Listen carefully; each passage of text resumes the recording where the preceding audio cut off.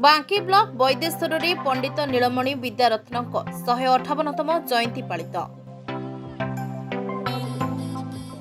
कार्यक्रम में जोगदेले बांकी विधायक और बहु मान्यगण्य व्यक्तिविशेष। कटक जिला संस्कृति विभाग पक्षर बांकी वैदेश्वर ठारे जिला स्तरीय 158तम विद्यारत्न जयंती पालित हो जायछि। ଏହି ଉତ୍ସବରେ ଯୋଗଦେଇ ବିଦ୍ୟାରତ୍ନଙ୍କ ପ୍ରତିମୂର୍ତ୍ତିରେ ମାଲ୍ୟାର୍ପଣ କରିଛନ୍ତି ବିଧାୟକ ଦେବୀରଞ୍ଜନ ତ୍ରିପାଠୀ।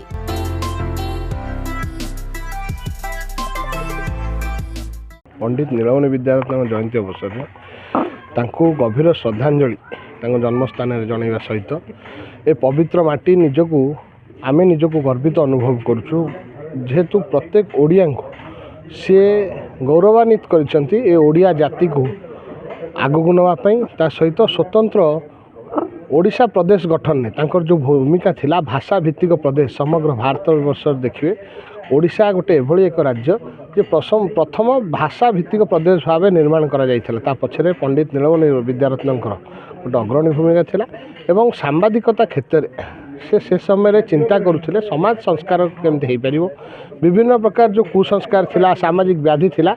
दूर करा जाय तांकर लेखनी माध्यम बारंबार से लिखुथिले परिप्रकाश करथिले एवं लोकंक भितर गोटे आंदोलन मध्य ताकू नेकी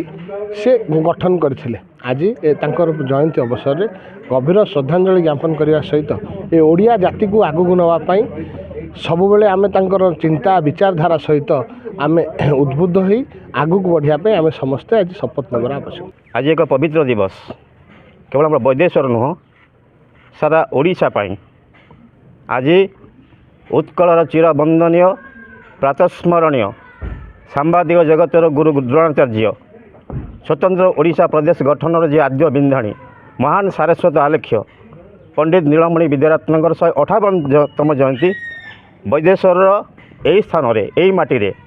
जो 157 वर्ष तले जन्मग्रहण करते पवित्र पीठरे आम आज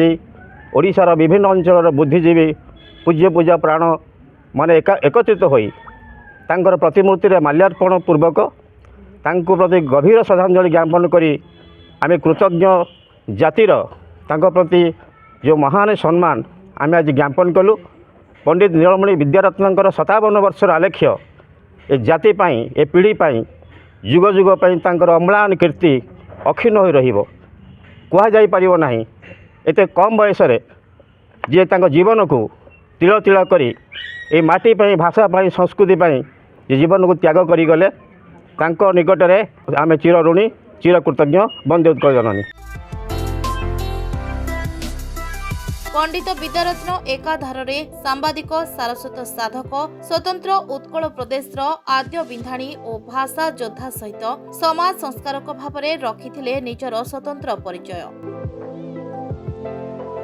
पंडित नीलमणि विद्यारत्न जन्ममाटी बांकी वैदेश्वर ठारे आयोजित कार्यक्रम में बहु मान्यगण्य व्यक्तिविशेष उपस्थित रही गुणावलीर स्मृतिचारण करथिले।